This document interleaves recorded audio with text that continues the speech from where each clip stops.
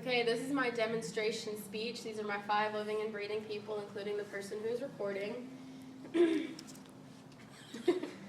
And today I'm going to teach you guys or speak about how to understand and use the nutrition facts label. It's really important because, nowadays a lot of people are really trying to get fit and healthy, and if you really know how to learn it, if you learn how to really understand and use the nutrition facts label efficiently, then it can definitely help you boost with your getting fit.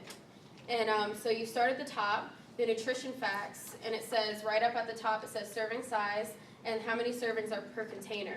And that can really help because you can measure out how much you normally eat compared to what you should be eating.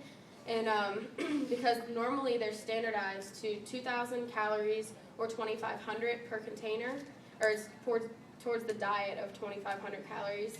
And then you check the calories, how many calories you have. And it definitely helps provide the different facts. So you count the calories and how many calories, and that goes towards your 2,500 or 2,000 calorie diet, so you can count up with those. And the calories from the fat are, it provides the energy for your body that you will make from the food. And when you move on down towards the total fat, the saturated fat, and where it says all the cholesterol and everything, where it says total fat, saturated fat, trans fat, cholesterol, and sodium, those are the nutrients that you really want to limit, because they can increase your risk of chronic disease and heart failure and different things, like even some sorts of cancer and stuff. So you really want to limit on those certain things. But when it goes down to the total carbohydrate, the dietary fiber, sugars, and protein, you want to get enough of those, but not too much, so because it can improve and help reduce the risk of having chronic heart failure and stuff like that, and high blood pressure. And with the footnote down here where all the words are that you kind of don't want to read because it's too many words and I don't like reading, it definitely helps with the diet, and depending on which one you are on, it can tell you how many calories and how many percent of whatever you need you can get with the serving. And if you switch over to the daily value percent, where it has all those little percent bars, if it's 5% or less, it's really low, and those are like the ones you kind of want to limit, are the low ones. And if it's 20% or more, you want to consume a little bit greater than the 5% or less.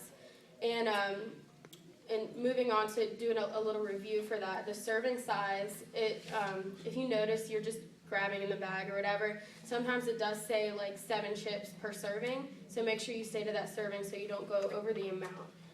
And the general guides to calories, 40 calories is way too low for a certain thing. 100 calories is about the moderate average thing that you might want to have per item that you eat. And 400 calories or more is way too high, and you probably should not be eating it. And it definitely helps with managing your weight, because that's the main thing people count is the calories. Whether you want to gain weight, lose weight, or maintain it. For the nutrients, it says, it definitely kind of like spells it out for you, how many grams, how much percent that is per thing. And along with like the ones you want to limit, make sure you limit those instead of getting more of those. And for the footnote, it has the different columns of calories, and then it has under 200,000 and 2,500. You have like the different grams and stuff, so it could vary on how many grams you get with that thing depending on what calorie count you're on. And that's under the percent daily value. And the daily value is recommended for different, like it's the same thing with the percentage. And so it has like one little thing, it says 0% to 18% is fat allowance utilized. And then from 18 to 100, which is that whole 82% gap, is the remaining fat. So that's how you can definitely count up much faster. And, are we good? Okay.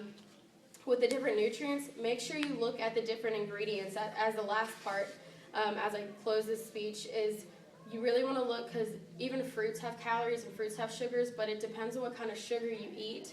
So with, for instance, plain yogurt could have different than fruit yogurt, because it depends on whether they're using natural fruit or high fructose corn syrup, because that is really, really bad for you, and it's not good for staying healthy. So you definitely want to look at the different things, like in this, let's see, where is it? I have one of these little, for a cream-filled sandwich cookie, it has, the ingredients are sugar, enriched flour, and riboflavin, which I do not know what that is, but normally with the first ones are the ones that the strongest in the ingredients.